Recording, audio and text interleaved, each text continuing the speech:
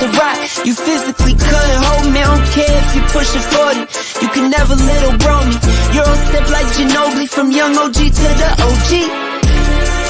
From nosebleeds to floor seats.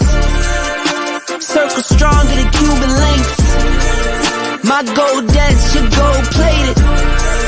You verse me, now that's the reach. We ready. Who ready?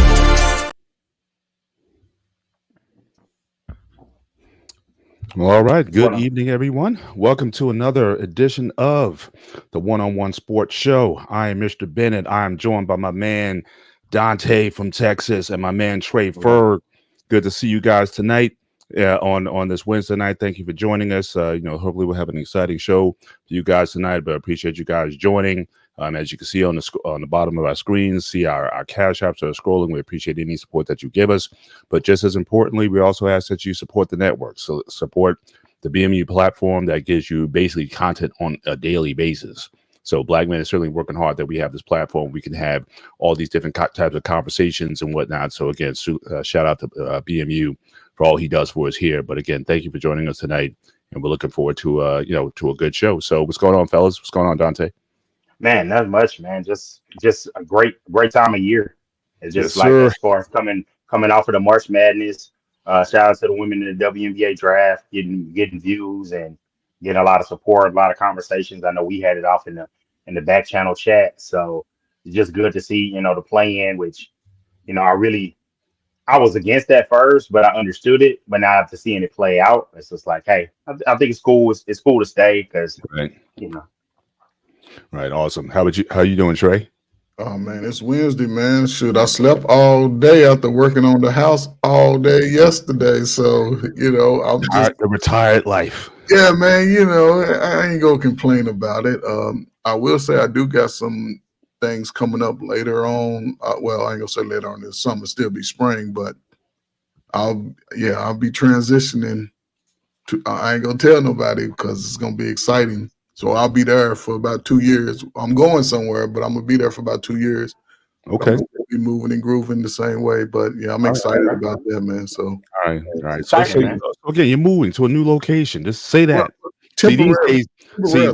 See, but the word transitioning has taken on a new meaning, and people don't want to say people passed on. People want to say they died. They say they transitioned. So when you say transition, so I'm trying to keep up with the language that people use. Okay. Well, yeah. Let me say, TDY, temporary duty. There you go. We'll take that. Will take. It's going to be 24 months, but I'm gonna still keep my house here where I'm at. Just me and my wife. We're gonna go somewhere, live That's out there for a while. Yeah, do y'all? Man. Empty nesting and whatnot. So you taking the dogs with you? The dogs are going too. Man, the dogs and the cat going, man. Everybody. That's it.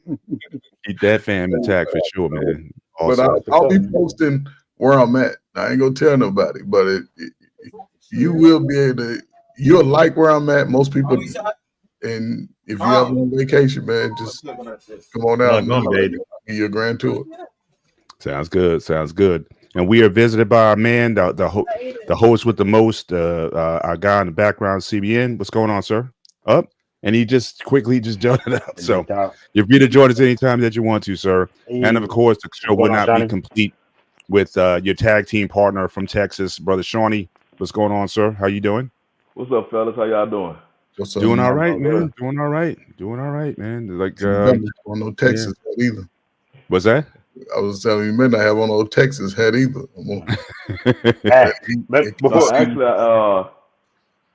Got the Rockets on today. Okay. All right. Nice. Well, honestly, obviously, I'm certainly looking forward to the playoffs. See what the Celtics are going to do. There's a lot of speculation, but we can touch that in that segment of the show. But wanted to open up the show with let's talk about the hate coming. So you got Dallas hate, now you got Lakers hate coming in. I'm coming off the rip. Hey man, the dynasty is dead. Oh man. 10 spot. There's going to be a segment too. We're going to talk about other dead or dying dynasties as well. But yeah, man. But let's get into the banner right away, man. I mean, this was breaking news today. I mean, the story I think came out 3 weeks ago. I think Brian Windhorst and those guys on ESPN reported story about this his brother who got caught with the gambling. I think this is probably the first time I think in NBA history. I know we talk about the Pete Rose being banned in baseball for his gambling, and you talk about the Black Sox scandal from like 1910 or something like that. Quick question, Mr. Bennett. What was I know he was they had so much potential. He was a Maverick. What was Roy Tarpley suspended for?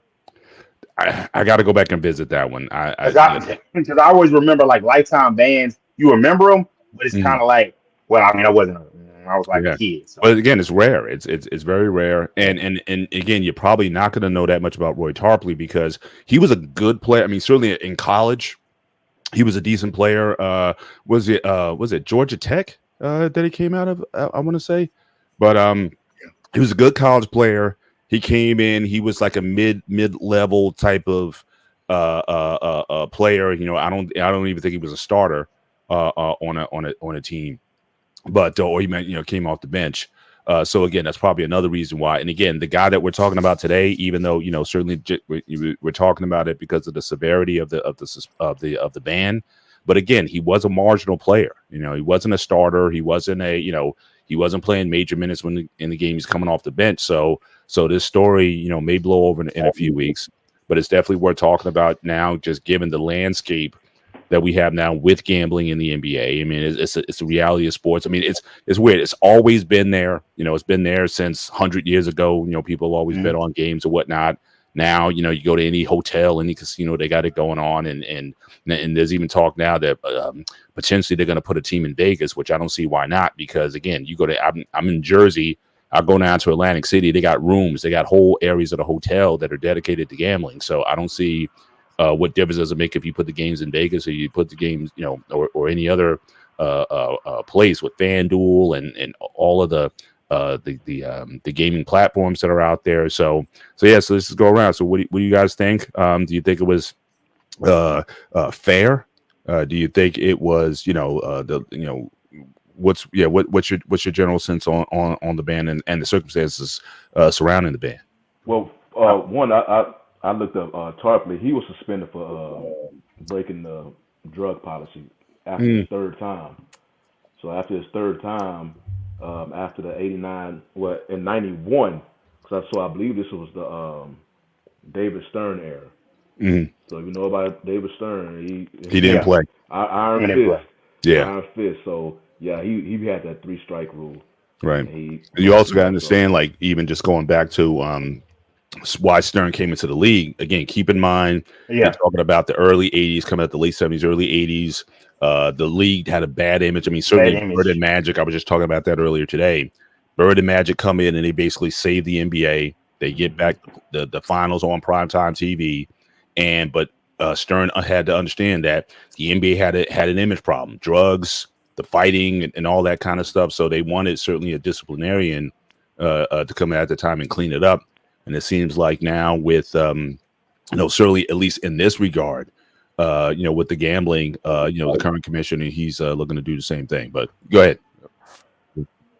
So I was looking at some stuff about Porter, and basically what was one of the main things that had the NBA ultimately come down hard on him like this is because he was basically missing games because he was, let's say, one NBA bettor subsequently placed an 80,000 parlay proposition bet on the team, so he could win like $1.1 million. Yeah. So that wagering that Porter would underperform in a game on March 20th, and this because he was saying that he didn't play. Because one thing, if you underperform, especially your teammates and your coach, and you actually playing the game on the court, they will see that. They will see like, okay, you're not taking open shots, or you not cutting to the lane when there's an open, cutting to the basket when there's an open lane. So they will see that. So I guess he thought he was smarter. He'll he'll say he got an injury, so he don't play. So that's a clear underperform. Right. You can't perform if you're not on the court. So one of them, he said he was injured, and another one he did this when he said he had the bubble gut. Yeah, he was sick. He was so they said, okay, I guess you can't play today. So they start, putting everything together, and because the NBA, which I greatly understand now, because how betting is such embraced in all the American sports in today's time. They trying to protect the integrity of their game. And it's the last thing they need is the fan base to believe that these games are predetermined Right. and they're not true on what they see on the court. And that can potentially cost the NBA billions of dollars, and not to mention many potential lawsuits. So, and I don't really know why Porter wanted to bet. I don't know. I mean, he was a two-way player for the Raptors, so he going back and forth between the NBA and the D League, or the G League they call it now. But unfortunately, his older brother, some people may not know, his older brother is Michael Porter Jr. of the Denver Nuggets. They are the defending champs and currently have their sights set to play against the Lakers. They are focused on the Lakers. But now, because of this huge news that came out about his little brother, I don't think, because the Denver media, they understand that their team trying to, defend their title. So they want to keep, they're fans of the team, so they want to make sure their team is focused as much as possible. So I don't think the Denver, they're going to respect his privacy on this matter.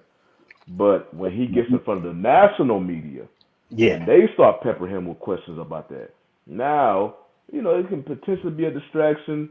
He got to ask, answer questions of what his brother did. Right. So it's, I understand why they came down hard on him like that, because it's a big thing, man, especially the way he went about it. Yeah. Said, nah, man, you can't come back here. Yeah. For sure. But Dante, what you got? Man, I fully understand. I'm with Shani. I understand why they did it. And my thing is, if you want to call him a patsy, if you whatever you want to call, I mean, he did obviously make the bets, and then he had won. Because I read a report where he was like, he's winning, then like you said, we would go out with the bubble guts. Oh, he had a groin injury. The leaving of the game was so it wouldn't be obvious. That's about as obvious as like Shani said, not taking shots or not cutting and playing normally. And the thing is, he's in the last year of his two-way deal, and you're going and betting, but you wasn't gonna do enough betting to supplement that salary. It just was a bad deal. And I do think, hey man, it might have been an addiction thing. It might have been a pure stupidity thing. I wonder how bad the suspension is and the level of, or somebody is itching to get this report and get this interview. In about 3 or 4 months, they're itching to get that full interview, and I wonder if he's allowed to, or how much they said. I wonder as far as a lifetime ban, can he put in the work? I doubt it, because he's such a lower end player, and it's something that we just got the business partnership with the gambling, and I know it's to some it sounds hypocritical, but it's not. It's a flat out rule. You know that you're entering in the bed from gambling. Your money that you make from gambling that comes from the CBA. By the NBA, I think it's 50-50 split. You can't do it. It's coming from the way the players are paid from it. The owners get paid on the other end. You can't do it. You're supposed to get paid for your salary, integrity of the game. You could destroy the game's integrity by that. So I think they're lucky that it was a smaller player, a two-way guy. But you got to come down. You got to come down hard. And my thing is, they could have done the indefinite and maybe gave him a wiggle room or always left him out. But coming down with a strong stance, it lets people know, like, hey, we're not playing about this. Right. Brother Trey, what you got on it? One of the biggest things the NBA does, they always bring them in those rookie meetings, like gambling is definitely prohibited. They won't ever, accept any form of gambling on any level. And, it's just sad to me that, you still got people that think that they can defy the odds and break rules and do whatever. You're already in a position where you only really got to work 6 months out of the year playing basketball. Hell, we'll be a fan for sports the rest of our life and had to work like hell when these guys can play a game 2 hours a day, 3 days a week, 6 months out of the year and make that money, and you jeopardize it over betting a couple of $1,000, some shit that you probably would have blew at the mall or something. It's just, because it don't not only affects him, it affects those that are close to him too. And it's just gonna make it, I don't know, man. It's just sad. I just hate the fact that this guy did it. And now he's young.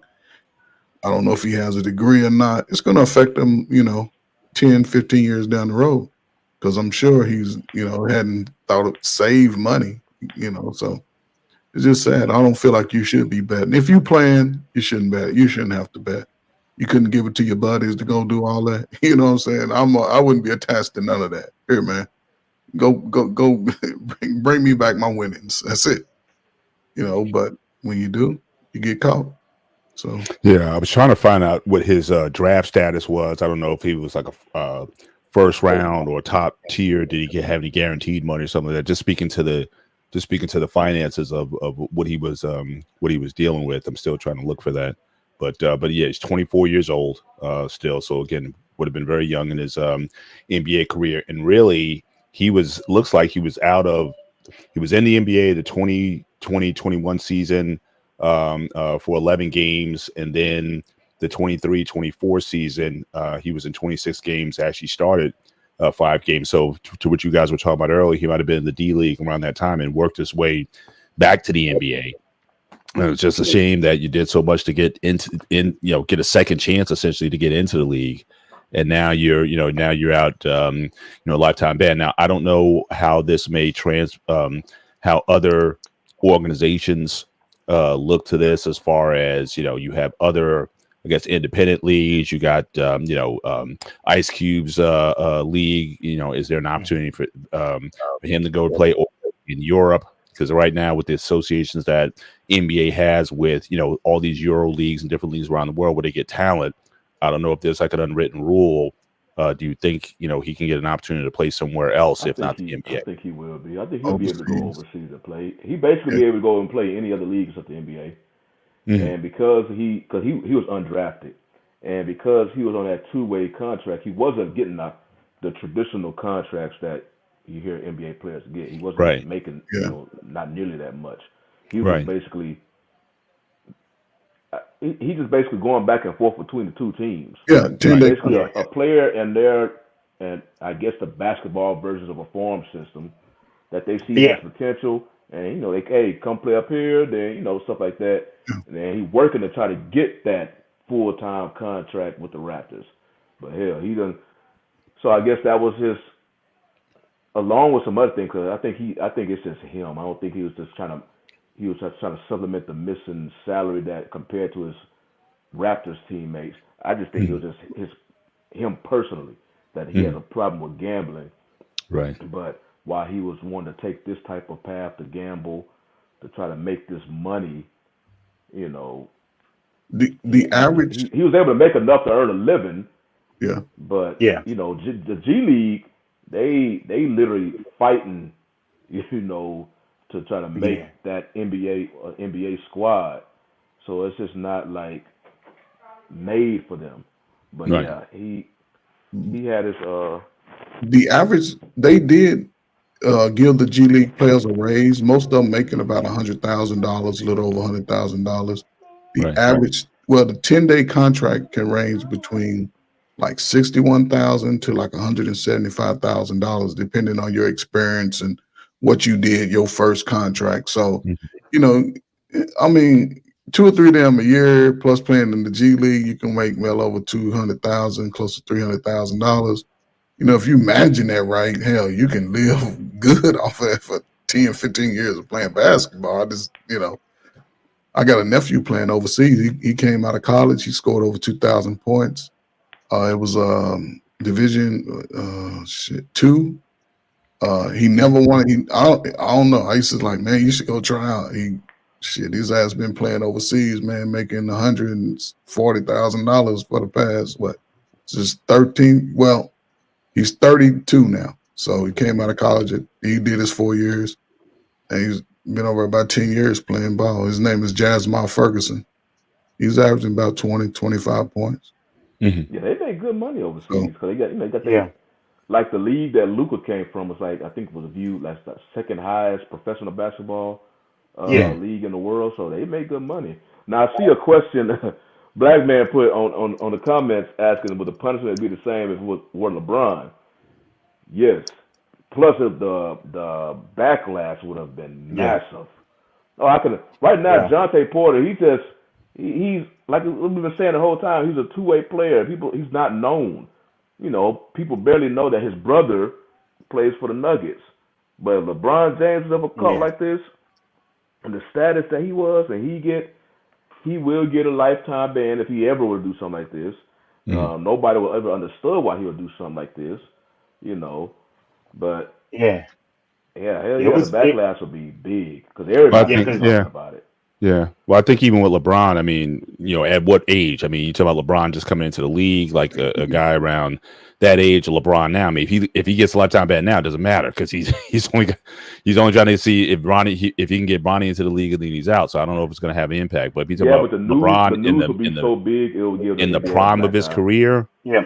Yeah. But then you're talking about Hall of Fame status too. Yeah, I don't. You know what I'm saying? You would definitely lose that. It will have a massive backlash. Now what I'll say is this, because we had this conversation a couple weeks ago, talking about the prime of the year being one of the faces of the sport. We had that talk about Shohei Ohtani, and you said, hey, he's going to get banned, he's going to get this. Trey Burke, I told you they were going to figure out a way to put this all on that interpreter. And if you look through the facts of the story, I don't care what you say, that looks extremely suspicious. You find this random bank in Arizona, and he's taking millions and millions out of your account. Like, I understand you got money over there, but I don't know about you. I'm getting alerts. I'm getting something. And it's like, this is a lot of money coming out of your account, and the interpreter saying, hey, I can clearly pay you the money. It's like, nah, you extended another line of credit. You really can't. And it was so much sketchiness about it. But like I told you, they were going to put it all on him, and he was still going to be active and playing. Now, is there a possibility that somebody find something else? I'm pretty sure Major League Baseball is trying to cover all the tracks to put it all on this guy. Somebody might come out with it one day, but if this was the end of Shohei's career, it may be like hey, we're going to sit you down for a little bit. But in the prime, and you just signed a huge deal, yeah, they're going to do it. Same thing with, like you just mentioned, LeBron. Like, they are going to cater to their stars to do certain things. Like, there was always, there's always rumors whispers about the things that they keep private for the big name guys. And that's something that I know is tough, especially in today's days, because everything's so digital. But they have the technology to figure out. If you place one bet, don't think that they're not watching and tracking. And I think this guy I think they knew about this well before they stopped it. And they were waiting for another smoking gun. When he came out of that game on the 24th, I believe it was, investigation started on the 25th. He hadn't played since then. Right. So they know they're watching. Right. But I think that's in general in a lot of these sports leagues. I mean, we have like NFL players and whatnot where, owners and GMs, they will hire private investigators to follow their athletes to see if they're into drugs or to any kind of illicit activity. I mean, these guys are investing a lot of money into these franchises. So it wouldn't surprise me that it doesn't matter who the player is. Yeah. Somebody's out there tracking your every move. We never talk about that, but it's certainly I think something that, for a lot of these players, they need to consider also that, look, not saying we putting tag on you, but we got people. Yeah. We got about multi-billion-dollar franchises. They got intel. They're always looking. They're always looking. I knew a guy that he came and talked to us when we was in high school. He went to my high school and he ended up making it to the pros. And he said that they're always watching you. When you're on the radar to be good enough, that guy went back and talked to one of my professors my sophomore year. And I just happened to went to class that day. And they, the report was good. It's like, hey, goes to class, handles his business. It's like they're always watching. They get those ex-FBI guys that can find anything. And they know. So that's why when you hear, and now it all came full circle to me. Was it Aaron Hernandez? When I used to hear, I was like, hey, why isn't he going higher? And it was one of those things that was like, it was a lot of stuff they couldn't say that they found. And as we come to find out, it was just like there was a lot of character issues there. And the worst, they don't let you find out those things. And this guy's got to realize, it's not just the draft process, it's your entire career. If you're into something, They want to know so they can know where their liability is. They're going to come in and show you the footage and everything. And if you're good enough, they'll clean it up. If you're not, it's going to hit the news. It's going to hit the news, and it was like, hey, lawyer up. So, what was the guy's name? He was Sixth Man of the Year for the LA Clippers. I mean, the LA Clippers. And then he went to the Lakers for a year. He was Sixth Man of the Year. What's his name? Lou Williams? No, he was a forward, about 6'8", 6'9". Oh, Montrezl Harrell. Yeah, Montrezl Harrell. Now, from Louisville. No, he got caught with about 9 pounds of marijuana in Kentucky. Yeah. And, when I'm like, what? It never made national news. Yeah. But now, I don't even know if he's still in the league. I believe he's on the team, but he sort of went from, one of the top 6 men to really just either sitting on the bench. I don't even know if he's playing this year. I haven't seen him play at all. The last time I saw him was in an interview talking about that. And I swear, I know we're gonna get into him. I swear, I'm tired of the Clippers talking about the bubble and about how and like you come on, man, you guys blew a 3-1 lead in the perfect position, the perfect conditions you'll ever have. You had a healthy Kawhi, you had a healthy Paul George, and you guys just blew it. And it's like I'm tired of them talking about it. I really am. Right. We're gonna get into that. So we're gonna get into that in a minute. Next topic I had. Well, I guess this is all kind of part of the same conversation. So I mean, we're talking about the playoff picture, and who's in and who's out. I want to talk specifically about the Warriors. Obviously they got bounced. That they didn't. They lost their playoff game to the Kings. And can we finally say, if we haven't been saying it already, that essentially the dynasty is over? Like this ship has sailed, and they're going to be a bottom, team, barely a playoff team, but the run we can call it into this era at this point. Can we safely say that, or do you think they can restock still with Steph and Clay and try to make another run, or has can we call that ship sailed? I'm 90% there. I was ready there last year when I saw it, and I saw it up close, and I was like, I don't think they're ever going to really get back. Now that I thought they'd be a playoff team, I didn't think they would be at this point. So after seeing them go to the 10 seed and then lose out, I just don't see it unless they make drastic changes. And with their payroll, I don't know what changes they could make that would click for them. Right. How about you, Shawnee? What do you think about it? Well, they still have a legit superstar in Steph. It's just a matter of what you're going to do with the other 2 members of the big 3. Clay is clearly not the Clay that we knew prior to the Achilles injury. Literally, after that Achilles injury, he's been a completely different player. Draymond is such an interesting player because Draymond is literally the engine of that team. Yes, he is getting older, but if you surround him and Steph with younger, qualified players, because I don't know what happened to Wiggins. Wiggins, I don't know, man. He's off and on. He got stuff going on off the court.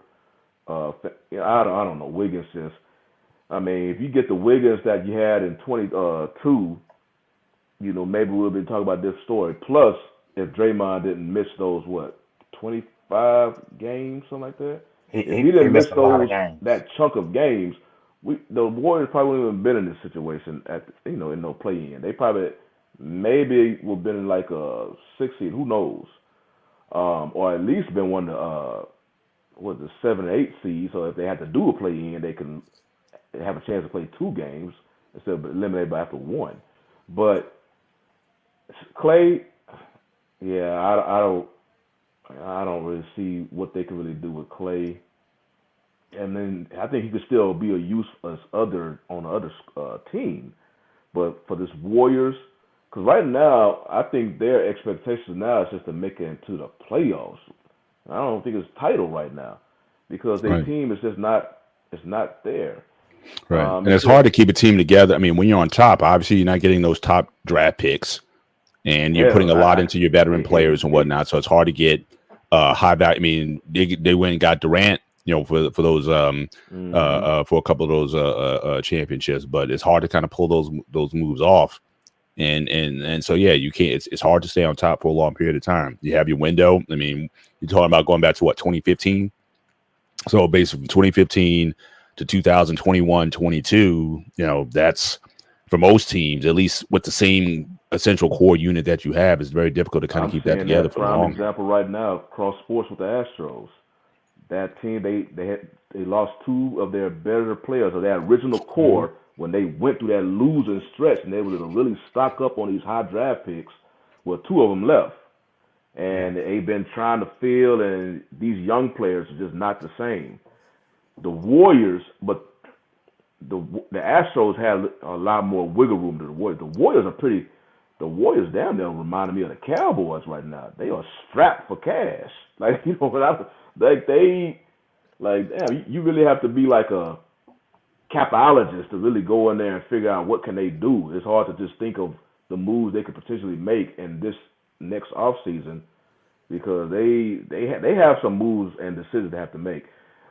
I think if Bob Myers was still there, I think he'll be able to rebuild it. Mm-hmm. Just again, related to the Astros, after the scandal, it was Jeff Lunau who built this squad. And then they had another GM, and then all of a sudden him and the owner didn't get along, and then now they got this third GM. Them GMs matter. The original architects of these teams, that was Bob Myers. And then now he retired last season. Now, you know, he's at ESPN. And I forgot, who was it? Mike Dunleavy is their GM now. Yeah. And okay, now Dunleavy, good luck in trying to figure out how you can build, because I think I would have more faith in Myers is still there because he was the original architect. Right. You know, but Dunleavy, now you gotta move these contracts around somehow. Yeah.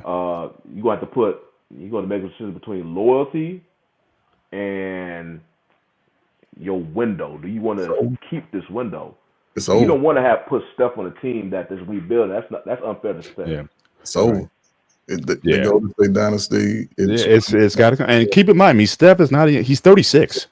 So I mean, and at the position that he plays, I mean, him running around, getting mobile. I mean, the shot he could probably have the shot, but part of it is just, you know, being able to come off those picks and do his little dance to get separation to hit those shots. I mean, at some point that's going to go. At some point, and they, like you said, I mean, they put so much into loyalty with Green and with Clay, maybe more than they should have. I know some other GMs would have been a lot more heartless when it came to, you know, some GMs, they, you know, that mentality, especially in the NFL, they say you get rid of a player about 1-2 years before, they still good. But I know, like Bill Walsh of the 49ers, he was always known for that. Like, he would get rid of you. You know, he got rid of Joe Montana, he got rid of Ronnie Lott. Like, when there was still a couple good years in the tank, but he got rid of those guys before they were, you know, really out. So, but you know, this model here, it's hard for me to see the Warriors do that because they had such a good run with their big three. Yeah. But the problem is now, you know, Steve Kerr, I don't give him as much credit as a coach as he gets because his team was already there when he got there. True. Very true. And, you know, the small ball game, he expects every big man to sort of play Draymond Green style. They never gave Wiseman really a chance. He's 7 foot. True. Yeah. Play fucking center. Don't shoot no jumpers. Rebound, block shots, get all the scrap, put that shit back up. That's it. Now they got Kuminga bringing the ball up, you know, going to the hole. It's like you're trying to play small ball, and it's cool, but you can see how teams are sort of adjusted to it now, because if you're a little bit physical with Clay early in the game, he's out of the game. You get physical with Draymond, his head is out of the game. So you sort of put Steph at a disadvantage, and you got a whole bunch of role players, but they all of them are 6'5" and under. And you know, they catch up with you. But later. And they were never, I wouldn't necessarily call them, they were never like a finesse team. But they had brutes on the team. Right, just finesse. I mean, they had very physical front men for a lot of time. Who was the Euro players who was the starting center for those guys? Andrew Bogut, and then they had the other. Who's the other European guy? The guy who's I think Kawhi stepped Zaza Pachulia. Yeah, they had some goons. They had some goons. will go out there and do the dirty work, and then you know, and then Clay and Steph, they can be free to kind of, you know, set up their shots or whatnot. So again, they were very organized. But yeah, I kind of agree with you, Trey, that, you know, they try to get to almost too finesse, and they lost that physicality that again, you know, Draymond certainly exhibited, but they had some guys when they had Cousins on that team. I mean, they had some guys. It was like, don't bring the ball down the lane, you know. So they were very physical for a long period of time. Tell Clay take off them big ass shoes he be wearing. I don't know what the fuck he be having. Who's that? Klay Thompson. Tell him take off them big old shoes. Hold on, I want to get to this comment. KP, you said the Lakers. He said the NBA took the Lakers as far as they could. Bron is done. And look, Ant-Man is the guy that's up next. But my thing is, he's got to do it in the postseason. I'm a big fan of his. And as far as the Lakers, like, yeah, like they made the play-in, like they're 3-0 in the play-in, but you want more than that. But you put yourself in a situation where now you got to go up against the defending champs who you don't dwell against. So I don't have extremely high expectations. I just want to see him go out and compete. Like, just don't get dogged. Well, Dante, since you brought up that, what did you think about the whole thing before the game yesterday, when the whole narrative that some were wanting to ask the Lakers, would you lose this play-in game one, and go to a winner take risk it all win in the next play-in game just to potentially avoid the Nuggets? Because if you win the second play-in game, you'll be going to OKC. What did you think about all that? Hell no. Because my thing is, before I like my pops taught me, before I admit, like, somebody can have my number and I can have that other team's number, which we won the series against OKC, and Anthony Davis was going to feast on Chet Holmgren. Like, he absolutely feast on his first playoff performance. But there's no way in hell I gamble for what if the Warriors had won, who've had our number this year, and the Kings have killed us this year. So my thing is, I'm at risk of going home running from this team. I might as well go see that man. I gotta go see Big Jokic. You gotta go see him. So it's just like, look, I'd rather lose like that 4-1, 4-0 than trying to hide and divide. I'm not with that.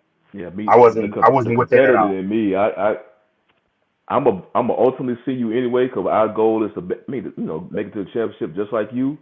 Our path's gonna cross anyway. When we go into, like in a football field, once we get on that field, get on them lines, we will settle it then. I ain't gonna sit there and try to run from you. Hold up, I'm gonna respond. KP, you said the Zion injury with a couple minutes left. I'm gonna keep it 100 with you.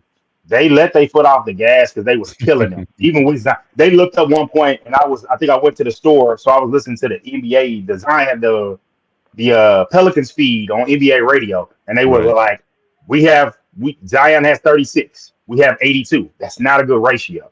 He was keeping them around in the game, so they got that guy that annoys me, Jose Alvarado and all those guys playing their little hearts out. God bless him. Professional pest. God bless him. Annoying. But it's just like, look, man, they did a good job of keeping it close and complete. They showed you on Sunday what they were going to get, a taste of what they got on Tuesday. They showed a little bit of fight. I won't say a situation to save. The Lakers saved them from being embarrassed. But no, Zion, and my thing is, I could go with your theory about Zion. He's missing Friday's game. So they're not going to go that far with the theory and I'll tell my theory here, since we're going conspiracy theory. I think the plan was made because of the people tanking, one, and to keep the lower teams from having a spot, and any owner wants that playoff revenue. But the fact of Zion was at the play-in range when the bubble started, and the goal was get your big star, your number one overall pick, get him in the play-in tournament, let him dominate, and then create, because you got to replace LeBron at some point. And he dropped the ball, the injuries and all of those things, and underperformance. Now he picks it up, and it's just the story of what his NBA career might be. So you're dominating, and then you pull a hand. And that's just, it's unfortunate. I hate it for him, because he is a throwback to going about somebody going inside and playing down low, and he's 6'7", getting bored. Well, I do want him to rebound a little bit better. And just being able to go in and attack inside like you said, forget like Trey just said, forget the jumpers. Right. Go get on the block, get in the paint, and go make it happen. I hear So you. it's like I think it's unfortunate, and it's like I was happy to see the Lakers win. The Nuggets are going to be a tough one, but get it out the way, because if you happen to by a miracle beat them, then you going on to the next round. You knocked out a big dog. So For sure. For sure. That is a 7-game series with the Nuggets, right? yeah, Hey, a Joker injury changes the whole playoff scenario. Because remember, he's been pretty healthy. He hasn't He's had a- any injuries, and a Joker injury he's, late in the he's a- season like this, especially in the playoffs, you could probably see the Lakers in the final. man. The thing is, Joker is amazing. He's great. The only thing that really worries me about that team, because he's gonna get his, is Anthony Davis in foul trouble, the lack of a competent backup big, and man, what's the name kills us? Jamal Murray. Jamal Yeah, I Murray think is an Jamal absolute Murray killer. He is the one. it's Jamal Murray, and then it's kind of like the KCP, the fact that we didn't bring him back, and it's kind of like he always just is gonna go 3 for 6 from three, 3 from 7 from three, and then you get to the fact that Anthony Davis isn't, he's guarding Jokic, and you get Aaron Gordon just goes off, so that's Right. gonna be a tough one. I was looking at the score that the one tonight, and it's just like the Heat were up big. Yeah, that's why I keep looking back and forth. Philly just closer to 6. Yeah, So it's only it's down gonna be a by. good game. Yeah, let's take a look at some of these playoff scenarios. So right now, Boston is, I guess, the betting favorite, I guess, to win the whole thing. They have a 60.9% chance of winning the finals. The next closest team is the Oklahoma City Thunder with 14.2, followed by the Denver Nuggets at I'm sorry, by the Timberwolves at 7.9, the Nuggets at 5.2. So what do you guys think? I'm a Celtic fan. I'm kind of worried about the Celtics going in. I saw them play at Denver a little bit early in the year, and I just don't think they match up well with those guys. So I think if Denver's going to be the matchup, certainly in the finals, that's going to be a tough task for them. And again, I still need to see if my guy, if he's going to actually show up in these, if he's actually going to show up in these in these games. Jason Tatum, he does have a tendency in the big moments. He tends to teeter a little bit. Yeah. And we saw him, when they played the Warriors in the finals a couple years ago. So I don't know what. So what were you guys thinking? As far as your betting favorites to get into the finals, and then who do you think could possibly win the finals? Well, I Who's heard your one sleeper? team that you mentioned. I don't know if they're gonna make it there. That's the Timberwolves. Right. Because Mm, the team they about to play has up and down, as inconsistent as the Phoenix Suns have been this whole entire season. One consistent thing about them is damn near dominant is how they played versus Minnesota. Right. I think they are. They're giving them only again Minnesota 71.7% chance to beat the Phoenix Suns in the first round. So I don't know if people are sleeping on them or what, but could those guys get hot? Certainly they have the star power to do so. Because Phoenix, I gotta look, because somebody, I think it's Booker, his points per game versus the Timberwolves is up there. But yeah, they if there's one team in the NBA that has their number, is the Suns have the Timberwolves number. OKC, because they're so young, you just waiting for that last slipper to fall off. But the games that I watch of OKC, they know their roles. They play their roles exceptionally well. So they're a well-coached team. So you have a legit star with Gilgeous Alexander. Chet Holmgren is just coming out, proving, because he was hurt last season, so you didn't get a chance to see him. But now he is a true. So they play so well. Dort, a defensive stopper, he knows his role on the team, and they just move the ball so well. Then you got the Mavericks, but they really Kawhi and Luka, how far they'll take them. Right. Although Kawhi's been,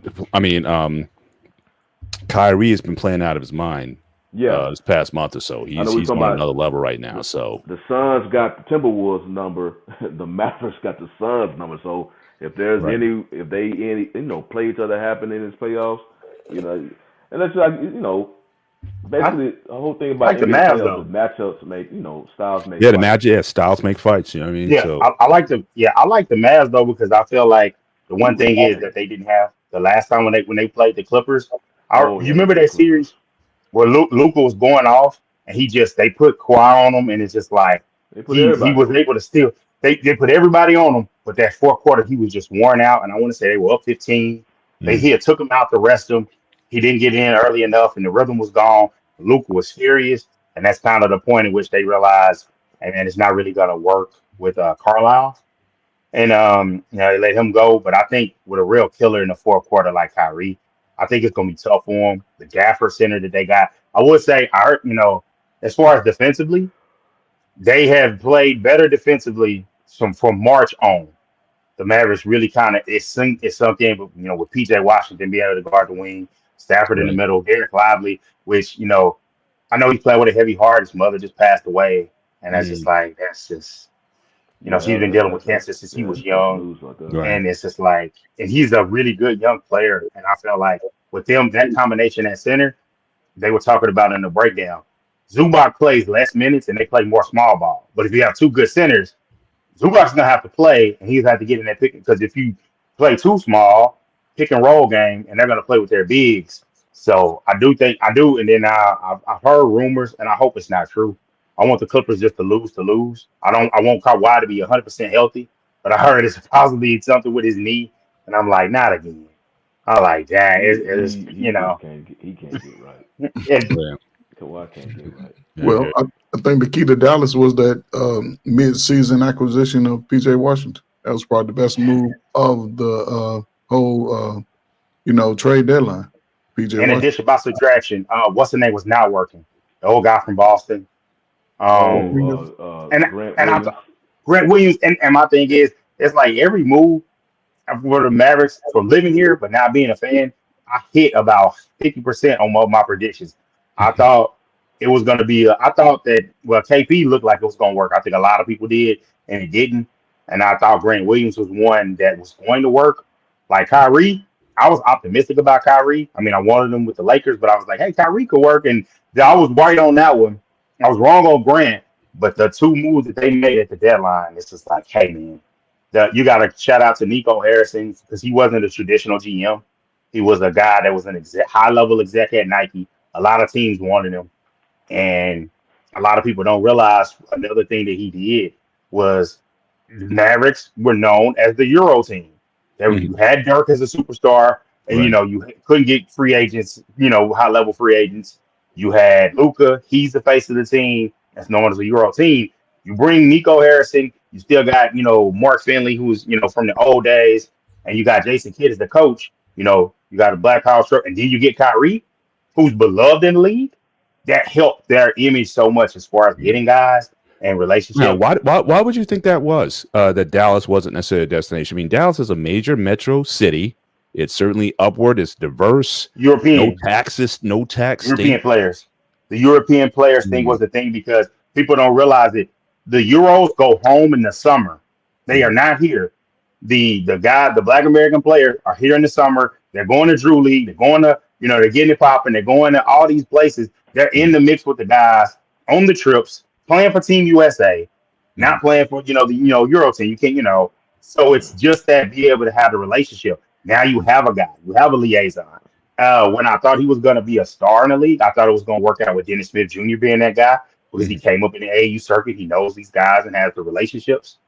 But it didn't work out with his career as far as being a top level guy. But now with Kyrie, and then you drafted a guy like Lively. If he ends up being a budding star or at least a high level player, you've got a foundation where it's like, hey, you'll be able to get a guy because Luka's a dog. Like I love that Jeff Teague story that he told where he was talking trash about Luka, And they were like, y'all gonna let him have the ball the whole game? He was like, yeah, oh.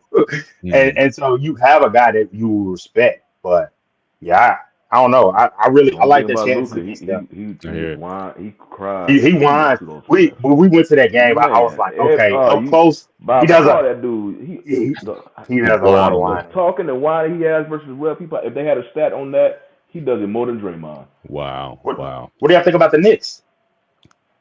Well, I was going to ask. That was going to my next segment. So, I mean, I think the West is going to have a lot more competitive matchups than the East. I mean, the Celtics are again they're prohibited favorite, Yeah. all the way through. Certainly to get to the almost 78% chance to get to the Eastern Conference Finals, and again 60% to have it all. So I'm thinking who could challenge Boston. I know we all know about playoff Jimmy with the Heat. I know they play him in the first round. We all know Jimmy buckets. He can certainly turn on a dime and give them fits or what have you. But who do you think can give the Celtics a legitimate competition in the East? And I think Milwaukee can, Yeah. but they Dr. Jekyll, Mr. Hyde, you don't know who's gonna show up. Right. And I've heard, which I think is a very important thing, with Dame, he got that personal stuff going on right now. And I think that's really, I mean, and I don't blame him. I mean, that stuff is really eating up at him. It's affecting him, his play on the court. Of course, then you got Giannis, health. Andrew, yeah. So I thought that team, especially the way it was hyped up when they made the Dame trade, but people don't think Dame gonna come back there next year. Right, right. And what do you guys think, just in hindsight, of the coaching move? I mean, they had a much better record with the old coach than they did now. I mean, Doc comes in; he's like a 500 coach when he comes in there. So, are they that much better off switching to Doc going into the playoffs? Doc is doing shady moves in the background, man. I think AD Griffin, but I think Giannis, him and Dame had a part of that, especially Giannis. Giannis, I think I made a comment early in the season that he's slowly kind of getting a rep of being a coach killer. So he had two good coaches, and for whatever reason, because you always hear in the Giannis name, I heard it the other day for this offseason. The Bucks had to make sure they, we don't know if Giannis gonna be there. He won't want to return. I'm like, remind me of the Rockets and Harden. Your franchise is bending over backwards for you every offseason. So I mean, they doing everything they can to win. If you don't win, it's just the players on the court. But why his name is always being approaching, if they lose these big losses like they had last year, that the franchise have to worry about their best player constantly leaving. Even if he signed a new contract recently. Yeah, I mean, was that sir? I think you say he's a diva. Yeah, he's a diva. Yeah, I think almost all of them are divas, even if they're not vocal. Well, their playoff matchup, again, they're playing the Pacers. It's almost a 50-50. It's like a 55-45. Yeah. But they'll say if they get bounced in the first round, then does he wear that label if he's not wearing it now as a coach killer? And is that label going to, where they go from? Did he keep Doc next year? I mean, where do you think they go from here? I don't know why they let go of Budenholzer. Yeah, that was a big that was big. Well, Budenholzer did make some. When you watch it, it's just like the championship run. He caught some breaks. They thought the grass some was of his green on the moves, other side. and it's just like he's good. He's good until he's not. Because I think it was like that in Atlanta. It was like, oh, it's good. He's from the Spurs system, and it's just like same thing like we say in football. You can take those guys from that system, from the Popovich system, from the Belichick system. But you get them over there. Do you have the players, and are they those people? Likely not.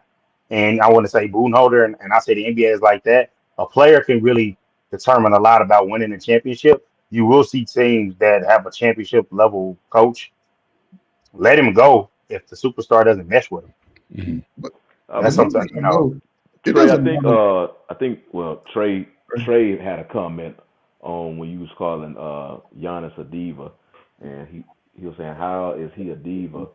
Milwaukee wasn't winning. Yeah, before he Well, got there. you got to look at how he's evolved into this. He didn't come in the league that way. He was just trying to survive as a person coming out of conditions that he was in. But he's gotten to a place now. If you watch him play, Giannis is probably the few that just constantly wants to play bully ball. He's getting the ball. He's going straight to the basket, whether he's running over you or not. And at first he was getting those calls. They were all going in his favor. But now he's a little older. They're starting to see that even Giannis has kinks in his armor. So, and Adrian Griffin, I saw him one time, and this was pretty much a little bit before they let him go.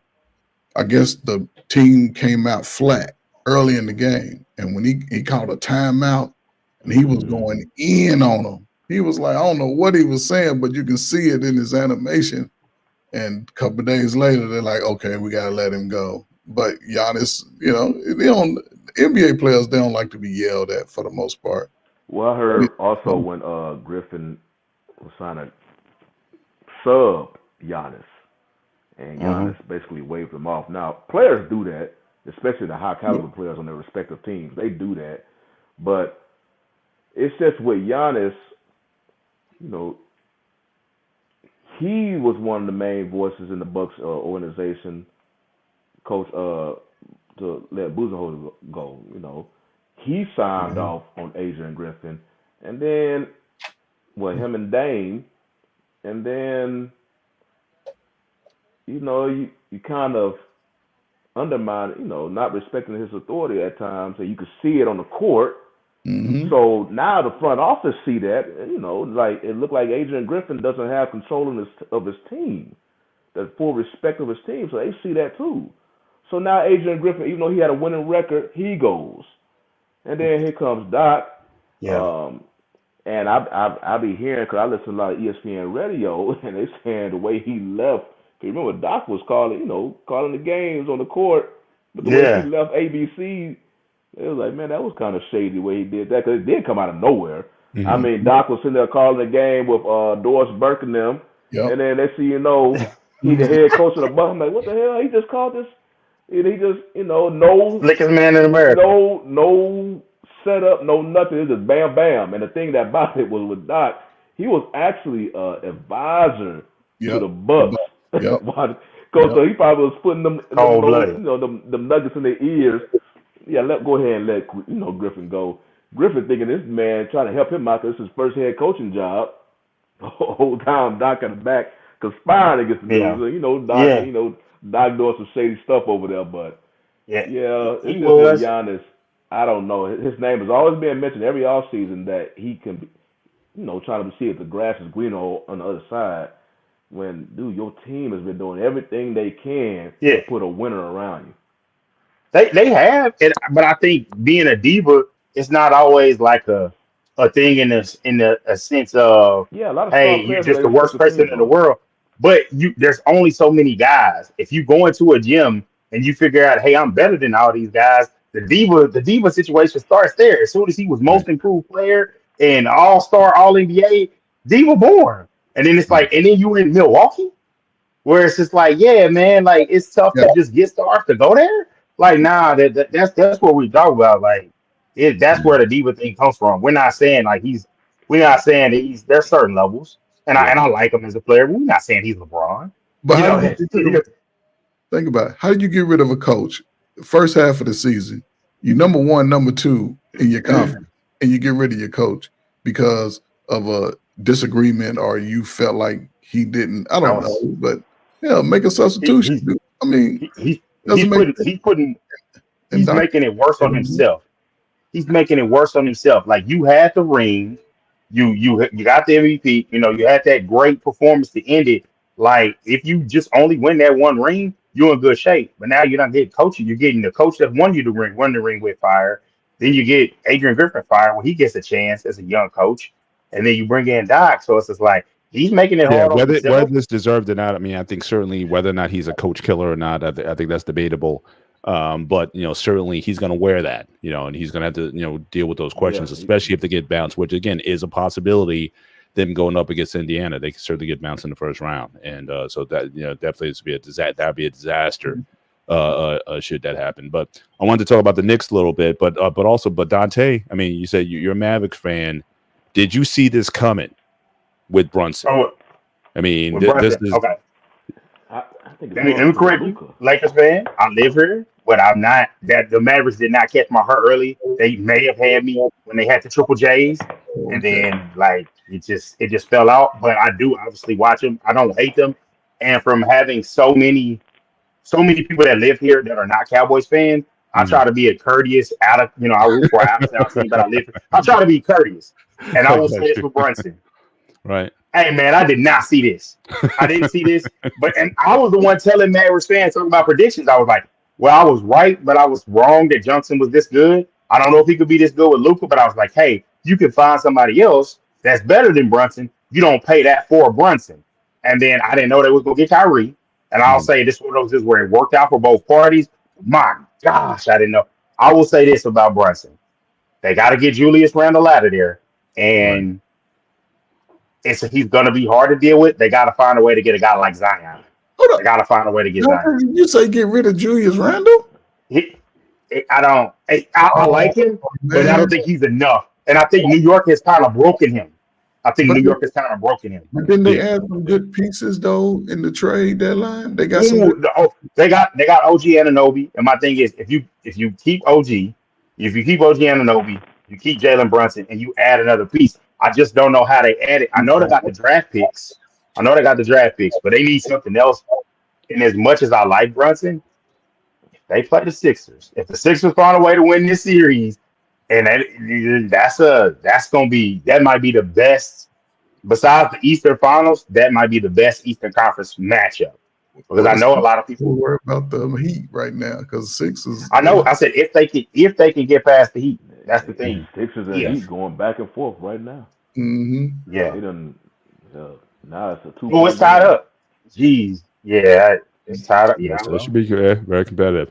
Wanted to move on real quick. We got about 25 minutes left in the show. A couple more topics I wanted to go over. The MVP combo. Now I know what was it Dante? You posted that video earlier of Nick Wright talking about Jokic in the MVP conversation right now. He's a 56.5% favorite to win it. Luka is 15.9. Shea Gilgeous Alexander 9.2 and Giannis 8.9. So any thoughts based on what you shared earlier? And now looking at it, because that was from I think 2022. Now he has an opportunity to go back to back. And there's only been 12 guys in history of ever won back to back MVPs. Yeah. So what are your thoughts on him getting the MVP this year, especially over Luka? I mean, Luka's got some crazy. Luka's got in the league and scoring 33.9 points per game. So I mean, you can make a case for Luka if he was going to win it. This will be a year to do it. I'm absolutely furious with the NBA voters. I know that the NBA.com has posted the MVP ladder, so they have Jokic at the top, and the fact that you let and shout out to Nick Wright for this. He pointed this out when he won the back-to-back MVPs. The only reason Jokic didn't win it last year, Perks rant about Joel Embiid because they didn't see him as a guy that goes along the list of the people that have won multiple MVPs in a row. He didn't belong on that tier because he's not getting to finals and winning championship level guys. So that was implanted in voters' heads. So they swayed their vote. I'm with Nick Wright. If you're gonna stand on business. Take the vote for the guy that you feel is the greatest. Go with the advanced analytics. Go with the eye test. Go with all of those things. But you didn't do that. You didn't give him the third one. Now I feel like this one is a makeup MVP because you felt like he should have won it last year. When a lot of MVPs come from the guy that who rises up out of nowhere, who's at the top of the conference, who's a high level player. And Shea Gilgeous Alexander has every claim to it that Luka has and Jokic. And I shout out to him. I've seen him play a couple of times live, and I really like his game. And I felt like he led them to the top seed in the West, which was like a dog fight. Honestly, if he just had maybe a better year, Tatum has the best record in the league. And it's just not. I hate to defend the Celtics, but he's not getting any love for it, and that's like I feel like that's wrong for him not to be on the ballot, but for Luka, 50 He's plus on the ballot. wins. He's fifth. He's fifth in the Oh, ballot. I he's think fifth on the ballot. yeah, And about it's just like 3.7% chance of winning it. Yeah. just handing it over to Jokic when he's had like better years. I feel like if you like LeBron and like Jordan, like any MVP that's won multiple, Jordan was so great because once you win it once, once you win it twice, well, it's hard to get to him again. Well, no, it's not. He had this fantastic season. And I think if Jokic had, a season like Joel Embiid was on the pace for us, like scoring wise, the assists are going to be there, rebounds are there. Like, yeah, I understand it. And I was like, they give it to him. No, I hear it, but I think there's like that's going to be stopping guys like a Luka from when is he ever can get an MVP when he has to come into it. And Shai Gilgeous-Alexander is like, hey, I got the best team in the best team in the Western Conference, the stronger conference. I got the number one over him. What happened to the best player on the best team? It's like we're switching it for Jokic, where oh my gosh, he's so incredible. We're going to give it to him as a lower seed, and then now it's like we're going to give it to him because he's won the championship.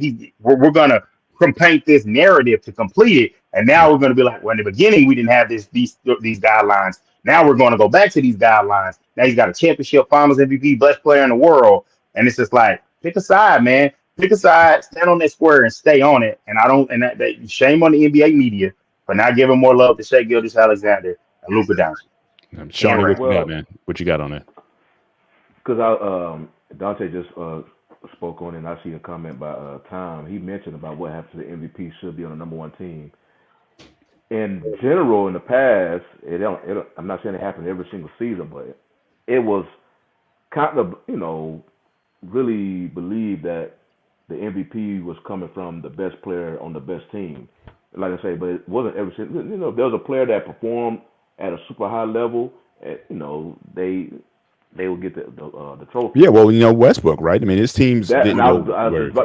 That's when it really became. That's when it was like, because it was during that whole Rockets Warriors type rivalry they had during the Warriors heyday, and when Steph won the MVP, Harden was like, his numbers were comparable in a way.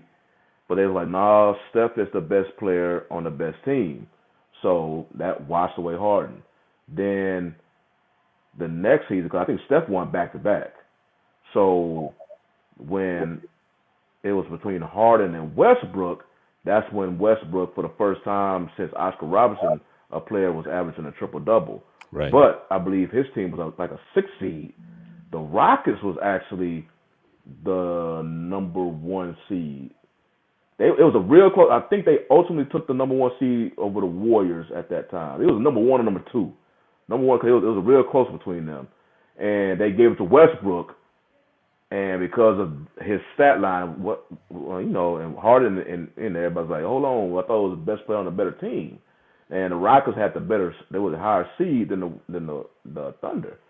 So that's when it really be getting the attention of people. Like, okay, what is it? The best player on the best team or the best stats and whatnot? And then when Harden finally won, it was so, yeah, because and when I watched that video that Dante shared earlier with Nick Wright, because his whole thing that was back. That video again was from 2022 when he was arguing about if Jokic at the time should be worthy of the back-to-back, because at the time he didn't believe that Jokic was in the caliber of the back-to-back MVPs of the past. Compared to, like some big names. Yeah. And needless to say, now if you fast forward since then, Jokic is damn near he is 100% in the caliber of those players. He had a great chance to have 3 straight MVPs, but it's like, I don't think it really mattered to him because Jokic is just different, but he damn sure proved in the playoffs. It looked like he was the one who should have been MVP. So go ahead. Dante, it's a narrative that that's the thing about these, all these MVP trophies and majority and all these major American sports, hell, even college football.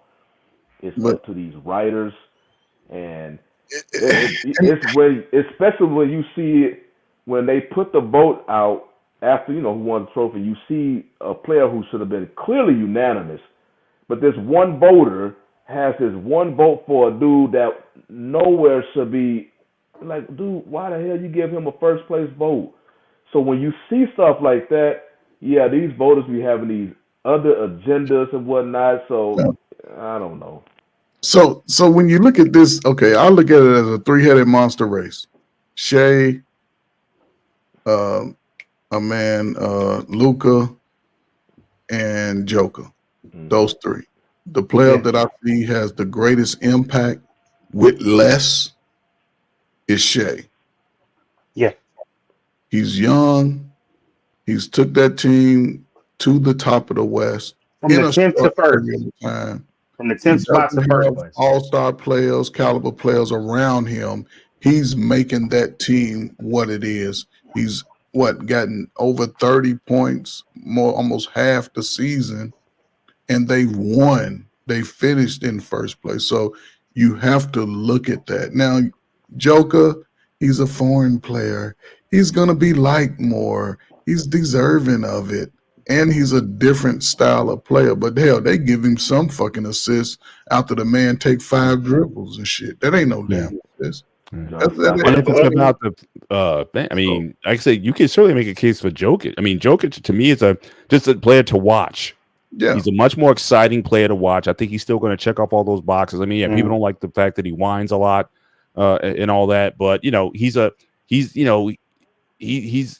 could certainly make a case for him certainly to win it, and I think you still get those advantages that you were talking about. But you can't make a case for Luka. Look at Luka, what he's done with Dallas this year. Luka's been averaging well over 30 points. 33.9. 33.9, 9 boards, 9.8 assists. I mean, come on, that's almost a triple-double right there. So, I mean, 48% shooting, so the efficiency is there. Yeah. So if you can make a case for him, I don't know. But I just want to get a general consensus from everybody in terms of, high level what you think MVP means. So is it regular season, best team, best best player on the best team, or would you modify it? Is that your general rule when it comes to voting on MVP? Just take it around. I would say it depends on the year, but for the most part, I need to see an awesome performance, a standout season from a great player on a really good team. So you do need to. Your team does need to. For you to win MVP and you to be the 5 or 6 seed, I need astronomical. Like I felt like what Kobe did back, especially 35 a night at that point in the league, 05, 06. I felt like that was warranted of MVP. But in this era, maybe, without a strong contender, I felt like that's one. Those were some of my criteria. Like and it's kind of like it's really an eye test kind of thing. Like, yeah, I know an MVP type season when I see it. And when I was able to see SGA playing, it's like, hey, that's an MVP. I see Jokic, obviously that's the MVP. Luka, what was it, the 70 points? That's an MVP, man. He had some MVP moments because you're also going to have the moments along with your consistent stat line is just like, oh, that's just the regular Luka game, 36, 11, and 8. When those are the kind of numbers you're putting up, that's the MVP. And like I'm saying, Jordan, the 6 MVPs? Or 5, however many MVPs Jordan had, it's like you knew it when you saw it every night. And I feel like we got to get back to that and not the narrative right now. Right. What you got, Shawnee? What's your criteria? I think it's like a hybrid. I think you should be at least one of the top 2 seeds in your respective conference, and your numbers have to be comparable towards the high end. There may be a player on another team that may put up better numbers, but it wins, then obviously it didn't come with it. So if your numbers are up there with him and you're on a better team, I believe they should get so with SGA, especially with the change that happened with the Thunder. I mean, you really have to go into storylines with these 3 favorites to really come with a picture that you want to be MVP. Because, hell, it can go either one of them, really. It just depends on the storyline. What you got, Trey? Right. I mean, Trey. Y'all pretty much said it. I think, when I'm looking at these three guys, you know, it's because I think that they're going to be the top three. I think they should be just based off their numbers. You know, it used to always be said, how does your best player on your team make other players better? How do they make those other players better? I think Shai has his team playing at a high confident level just based off his play alone. You don't really know a lot of those guys on OKC, maybe two. That's it. They even had great careers. Holmgren probably the one that probably had the best career coming out of college. Shai coming out of Kentucky, but shit, they come out of Kentucky averaging 8 points a game, you know, but what he's done in a short period of time, him being the leader, 24, 25 years old, says a lot about him and the game that he plays and how it resonates down to the team. So, you know, Luka, high volume shooter. Joker, that damn fucker be lucky as hell. You know what I'm saying? I swear. You never see a guy that don't jump on the jump shot, shoots it over his head. He don't even see the release, and that shit drop in. Like the Larry Bird shot from back. Larry Bird's just shooting from back here. One thing about Shai, though, remember he was a part of that whole Paul George trade. Paul George. He was the key piece in the trade. The Clippers, he was a young talent, but they clearly didn't think he was going to be. Now you can put him above Paul George now, but you got to remember Paul George, that whole Indiana-Miami thing before he had that unfortunate leg injury in the Olympics and whatnot. Paul George was on a path. Yeah, and what he was doing in OKC when he came from Indiana, that he was still balling. Like it was working enough with with Russell, but he clearly let Westbrook be the number one. He let Westbrook be the guy because I want to say that's what Paul George does best. He lets the other guy. But like now, I'm hearing you. I'm beating the table for definitely for Shai, man, because I like him. I like his style. I like his game. Like especially. I know he fits in with the old school narrative because, like, while I'm younger, please believe, like, as far as post play, I love it. Like, I was taught to love the way the guys move their feet, being able to score the basket without to just have to have the crazy jump shot. Right. But like, it's just his game. I really like it, and I like the fact that slowly but surely, I think we can kind of turn to more of a balance in the league. Mm-hmm. Until it's like, I know that they analytics and pushing this jumper. But it's like sometimes you got to go with a guy, what he has. And I think Shai's intelligence because some guys, like I want to say Nash was a guy, he just didn't take the dumb shots or the shots that's like, hey, they're going to be efficient. I like a guy that can be efficient and, and also, still make a lot of plays. Yeah, but the eye test didn't give you for Nash. I mean, neither one of those MVPs. I mean, you could have made a case. I was just talking about you just triggered me. It ain't nothing fancy. I mean, I don't know what they were doing.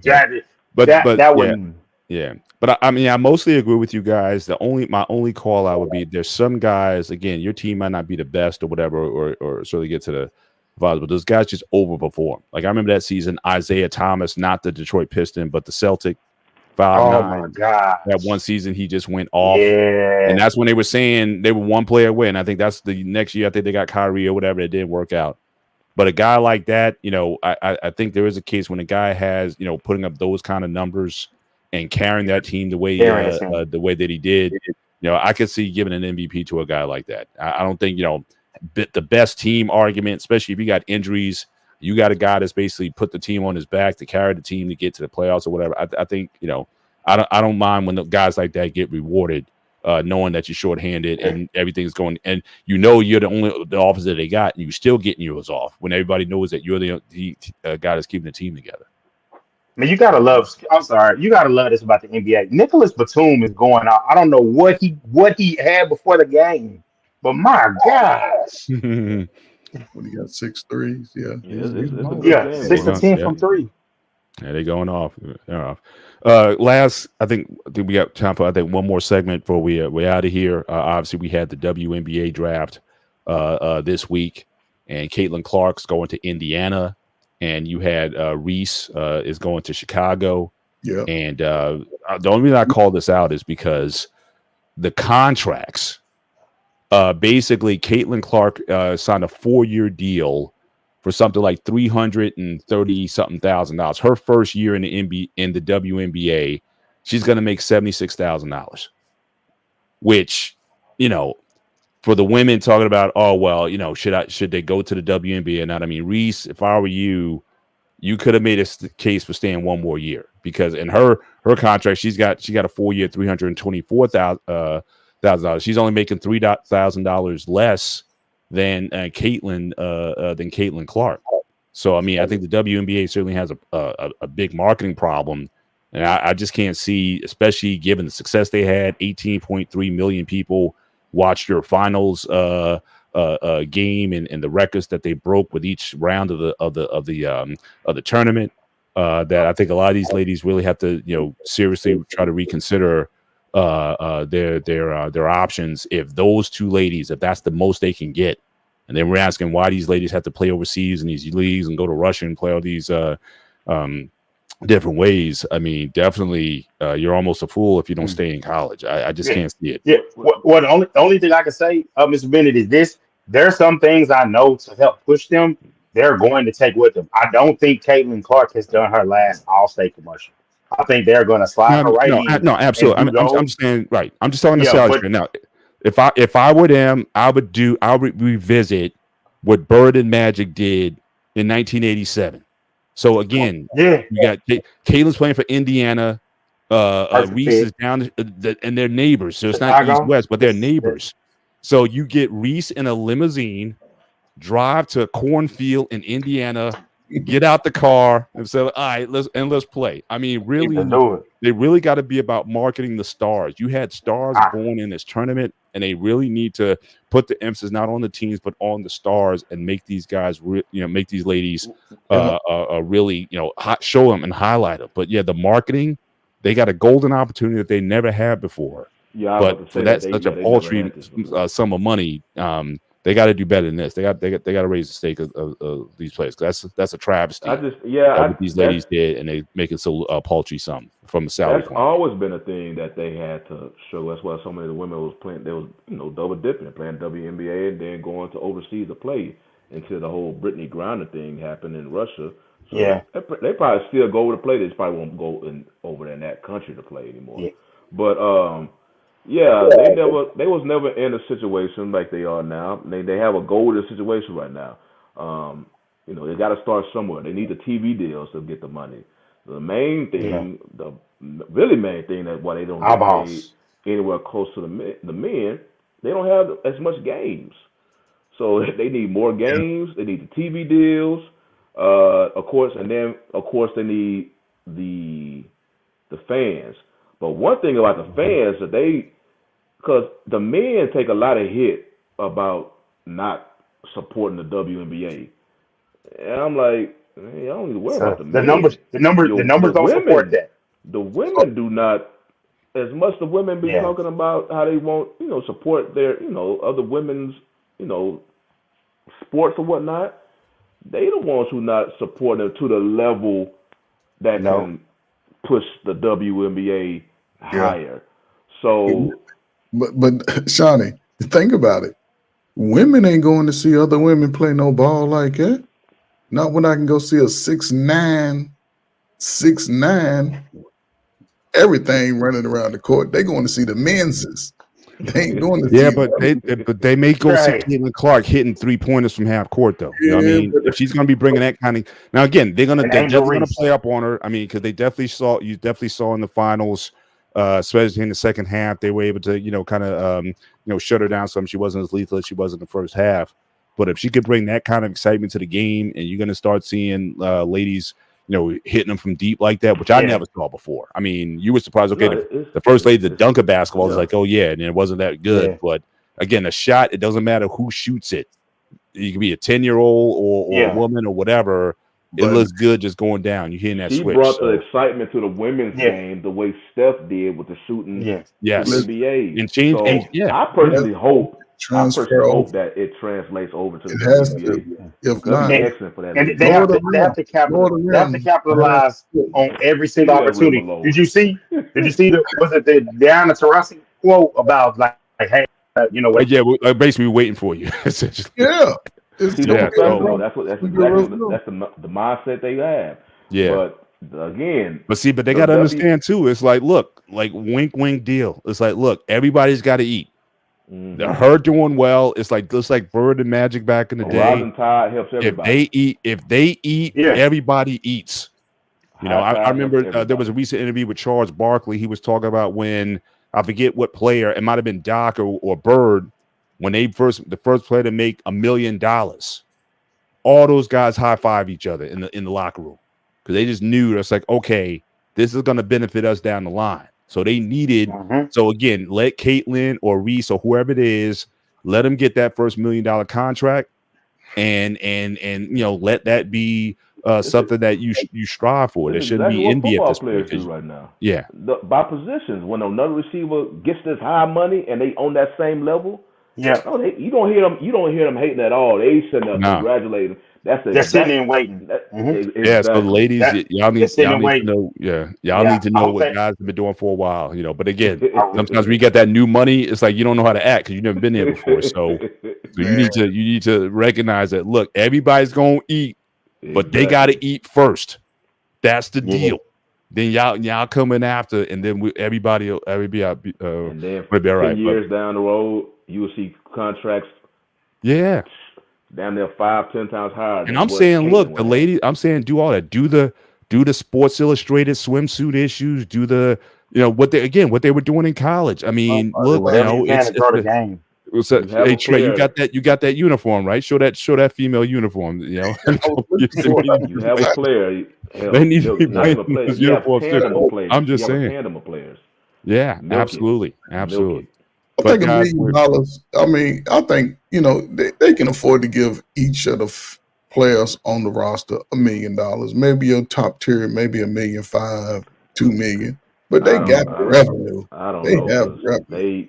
WNBA, they went through some hard times. Hell, Houston Comets, we won the first 4 championships, and I no longer exist. I always felt like that was a failure of the league. That you let a team like that with historical dominance. That's like the early days where it was tough letting the Celtics fold. Like that was, you can't let that happen. You got to use subsidies. The NBA lose money every year supporting WNBA, but it's like they're a commitment that they have. So. They just say NBA don't even make a profit from them, but they. And my thing is, they get so much, they got it. They're getting so much, so it's like, I hear what they're saying, but it's like, hey, they got it. But I really hope it does. I'm proud of the viewership. I know I was busy and I was coming off of work. I didn't really get a chance to watch it, but I was like, the thing is, you could tell from the reaction. It was in my group chat. It was on social media. People were talking about it, so it's just like. So I'm really happy for it. I hope it keeps pushing. But it was the perfect environment because again, you got the coaches. Again, that's another thing. Get some of these younger women, the Dawn Staley's in, or you got the Mulkeys. What's the name of she's the coach. She's the coach in Chicago. Teaspoon. Yeah. I love it. You need personalities, man. That's what draws if not to the games, at least viewership anyway. Which and you'll get people to the games, But guys, I know we're coming to the end of the show, so I don't know if we want to go into final thoughts. I'll kick it off. Again, I got to have a boxing segment this Saturday, April 20th. You have at the Barclays in Brooklyn. Wasn't sure if we'd ever get here, but apparently we are going to have a fight. Devin Haney and oh geez, I just had a brain freeze. Right, I just had a brain. Not Garcia. Huh? Garcia. Ryan, thank you, Ryan Garcia. I just had a brain fart right there. But they're fighting at the Barclays. So again, if you are gonna, order pay-per-view, that might be certainly one worth seeing. Again, initially I didn't think it would get here because of all the drama with Ryan. Now apparently the fight they were having some trouble selling tickets to the fight, which lets me think that maybe some of the issues that Ryan was going through was legit, because I'm thinking if he's thinking I'm going to act all crazy and stuff in order to sell the fight, obviously it didn't work because people thinking, it's not going to be a good fight because he's not in a good mental space. But if, in fact, he is in a good mental space, he does have tools. He's got fast hands. He's got a lot of power. He's got a devastating left hook. But he can get a little wild or whatever. So again, if Devin, if he's not on the square, he can get clipped. And but I'm still picking Devin Haney to win this fight by either late stoppage or decision. But again, Ryan is a dangerous fighter. We just got to see, if he can hold it together for this fight. But I'll be checking it out. And so definitely that should be on paper it should be a very entertaining fight. I think Devin Haney, he's slowly becoming a marquee fighter. He's not known for a lot of power, but I saw his last fight with Regis Prograis. Moving up to 140, I think definitely helped him because he was sucking down to get down to 135. He's a big guy for 135. So at 140, he's showing a lot more power. He can definitely move to 147, I think, at some point. So, so there's a lot of fights certainly to be made in between that 135 and 147, 154, quite frankly, divisions. And I think he's building a resume that I think is becoming more attractive. He's still not I wouldn't call him a box office fighter like Tank Davis, but certainly if those guys ever fight, then that's going to be like a mega fight. That's going to be one of those, multi-million-dollar pay-per-view type of fights if those guys ever get it on. But, very excited for that. I'll pass it on Dante if you want to take some closing thoughts. Man, basically all I got going on as far as my final thoughts here is like, man, I'm just really looking forward to the NBA playoffs. I'm really looking to it. It's like it's one of the best times of the year. I mean, you wake up, you're watching TNT, you wake up, and next thing you know, Charmed is on. Watching that late night West Coast game. So it's just like it's one of my 40 games and 40 nights. One of my favorite times of the year. I know March Madness is one thing. This is the sustain. It's like you get to see the battles. I love going to see, hey, you make a comment about, hey, man, this happened, make an adjustment. You see the chippiness that everybody loves. And when that's going to be chippy, because, Mike Malone, he did a lot of chirping. And I understand it because, the loser got to talk about the Lakers a lot. He wants to talk about his team. Did a lot of chirping. I don't like the Lakers' chances, but, I'm a fan to the end, so I'm going to see what happens. So, that's really, like I said, I gave my most about the MVP, and so that's all I got. And like I said, I'm interested in this game right now that's going down to the wire. So that's what I'm looking forward to. Awesome. Shawnee, what you got? I'm gonna go a different route with mine. Final thoughts. I rarely even talk about it, but I watched it over the years, but I'm gonna go pro wrestling route. All right. So we have, with all the stuff, and only when I watch is WWE. I don't watch AEW. That's just too much for me to watch. I just watch one promotion, and we exited out this whole McMahon era because of all this scandals and stuff that got on. I don't know. Now we're entering this Triple H era. The Triple H era, correct. So, I'm watching the shows and I'm seeing it looks like they trying to. They obviously, because I don't know if many people know that in 2025, because right now they show SmackDown on Fox, Raw on USA. In 2025, Raw will be on Netflix. So they ain't gonna have all them boundaries. I know if you watch the episode, you be hearing the person on the back put that the bleep button when the crowd be chanting certain stuff and all that. Well, they may not be worried about that in Netflix. And you kind of see them now starting to more, because for a nice while, it's been this whole PG, because they saw, I guess, how much money that if you have kids, being a fan of your product, if kids come, a lot of money will follow. So, but then the mainstays of pro wrestling is like, man, this is, we like the Attitude Era. And now you got this thing, it look like a damn cartoon now. It's not for grown-ups anymore. So you see them trying to, make their way back to that slowly. I don't know if they're gonna go full Attitude Era, but you see that. But now that one show will be on Netflix, it's gonna be interesting to see. I watched this recent WrestleMania. A lot of time their ratings was always around that TV PG, but this recent WrestleMania was TV 14. So you see him kind of getting back to the grown up section, But yeah, I just watch it. I never really talk about it. I just watch it. I guess I watch out of habit now. I know a big thing was the whole Cody Rhodes winning the championship at WrestleMania, after Roman Reigns had this 3-year title reign. And I was watching it, like, this dude, when he showed up on the screen, because he was like a part-time wrestler, but when he showed up, eyeballs immediately went to the screen. So it was like, okay, now his era is officially gone. You get this new dude. That's a hell of big shoes to fill in, you know, because people was always, they tuned in to watch Roman, whether he only really wrestled at the premium events. SmackDown, he just came in there and talked, but they still tuned in. So it's just an interesting season with pro wrestling. Like I said, I just be recorded, watch it, be done with it. You know, I never talk about it. It's probably the first time I ever talked about it at the length I am now. But you know, it's just interesting. So that's my final thoughts. Trey Ferg closes out. We coming into this era where our major sports are winding down. Now, if you're into baseball, watch baseball. If you're into golf, watch that was golf. going to be my original final thought, but I left it alone. Whatever it is, this is the greatest time for you to start getting in shape, start getting your body together. The sun is starting to come out. Get outside. Don't worry about relationships. Don't worry about nothing. Exercise. Clean out your fucking garages. Clean out your attics. Open up your windows. Let some fresh air get in the house. This is the time, fellas. This is our year, man. This is our summer, man. We all go lose 10 pounds between now and Christmas, man. Let's do it, man. Shit.